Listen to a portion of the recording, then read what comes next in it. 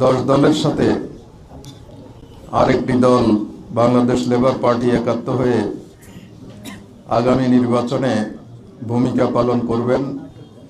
আসন্ন ত্রয়োদশ জাতীয় সংসদ নির্বাচনে আপনারা জানেন যে আমরা 10 দলীয় জোট ঐক্যবদ্ধভাবে নির্বাচনে অংশগ্রহণ করছি।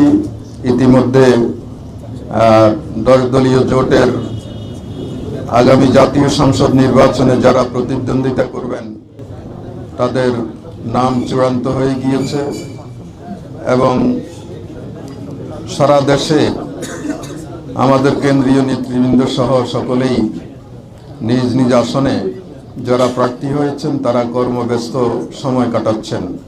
ভোটারদের সাথে জনগণের সাথে তারা একাত্ম হয়ে দেশ গঠনে তারা এগিয়ে যাচ্ছেন। এই রকম একটি সন্ধিক্ষণে আমাদের জন্য সুসংবাদ হচ্ছে যে আমাদের এই 10 দলের সাথে আরও একটি দল একাত্ম ঘোষণা করেছেন। সে কারণে আমরা আল্লাহ তাআলার শুকরিয়া আদায় করছি। আর সেই দলটি হচ্ছে বাংলাদেশ লেবার পার্টি। লেবার পার্টির সভাপতি, কেন্দ্রীয় সভাপতি বা প্রেসিডেন্ট সহ ওনার দলের অনেক গুরুত্বপূর্ণ স্থানীয় ভাইরাও আজকে এখানে এসেছেন, বোনেরাও এসেছেন। এই সুন্দর মিলন মেলায় তারা সকলে অংশগ্রহণ করেছেন। আমরা সকলে মিলে আমাদের কেন্দ্রীয় নেতৃবৃন্দের সাথে আলাপ আলোচনা করে আজকে এই 10 দলের সাথে আরেকটি দল বাংলাদেশ লেবার পার্টি একাত্ম হয়ে আগামী নির্বাচনে ভূমিকা পালন করবেন সেই বিষয়টি আমরা সিদ্ধান্ত নিয়েছি। তো এটা আমাদের জন্য একটা বিরাট সৌভাগ্যের বিষয় যে 5ই আগস্টের আগ পর্যন্ত বাংলাদেশে প্রায় 16 বছর একটি ফ্যাসিস্ট, স্বৈরাচারী, গণতন্ত্রের দুশ্মন, মানবতা মনুষ্যত্বের দুশ্মন একটি ফ্যাসিস্ট সরকার বাংলাদেশের জনগণের ঘাড়ে চেপে বসেছিল। তাদের সময় আমরা আমাদের মৌলিক অধিকার থেকে বঞ্চিত ছিলাম, আমাদের গণতান্ত্রিক অধিকার থেকে বঞ্চিত ছিলাম, ভোটাধিকার থেকে আমরা বঞ্চিত ছিলাম। ন্যায় বিচারের সিটি ভোটাও তখন আমরা বিচারাঙ্গনে দেখতে পাইনি। দেশের অর্থ লুট করা হয়েছে, অর্থ পাচার করা হয়েছে, বিদেশে বেগম পাড়া তৈরি করা হয়েছে, দেশের মানুষের উপরে খুন, গুম, হত্যা, হামলা, মামলা এগুলো চাপিয়ে দিয়ে গোটা বাংলাদেশটাকে একটা কারাগারে জুলুমের আখড়াখানায় পরিণত করা হয়েছিল।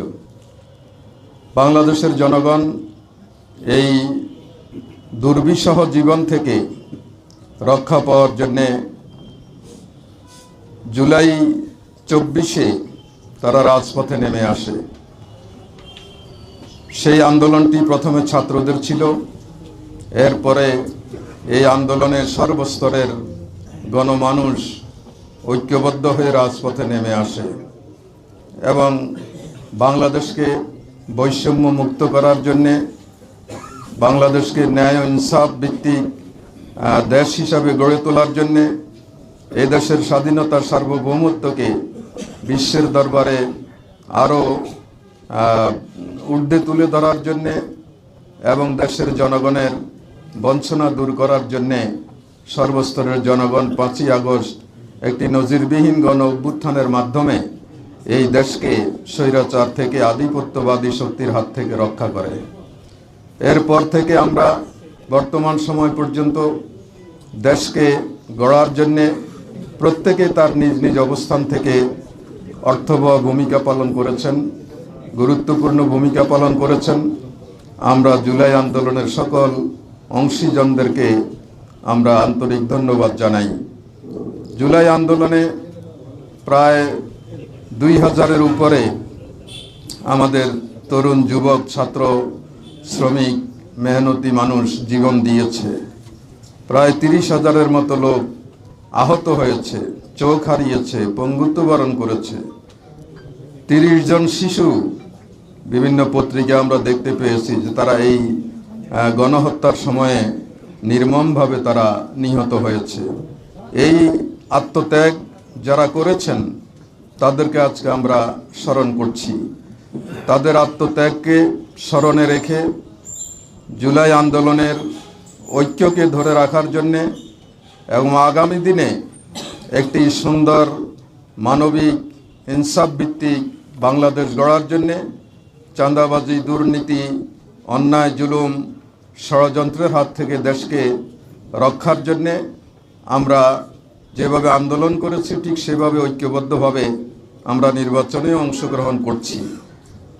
বাংলাদেশ জামায়াত ইসলামী সহ যেই 10 দল ঐক্যবদ্ধ হয়েছে, এই ঐক্যটাই হচ্ছে মূলত জুলাই আন্দোলনের ঐক্যবদ্ধ চেতনা। সেই চেতনাকে ধারণ করেই আমরা আসন্ন নির্বাচনে আমরা অংশগ্রহণ করব। সেই ঐতিহাসিক প্রচেষ্টার সাথে আজকে আনুষ্ঠানিকভাবে যুক্ত হলেন আমাদের লেবার পার্টি এবং লেবার পার্টির প্রেসিডেন্ট জনাব মুস্তাফিজুর রহমান ইরান সহ তার দলের নেতাকর্মীগণ। আমরা তাদেরকে আন্তরিক ধন্যবাদ জানাচ্ছি এবং এই ঐক্য আমরা সামনের দিকে নিশ্ছিদ্রভাবে যাতে ধারণ করে এগিয়ে যেতে পারি, আল্লাহ তাআলার দরবারে সেই দোয়া কামনা করছি।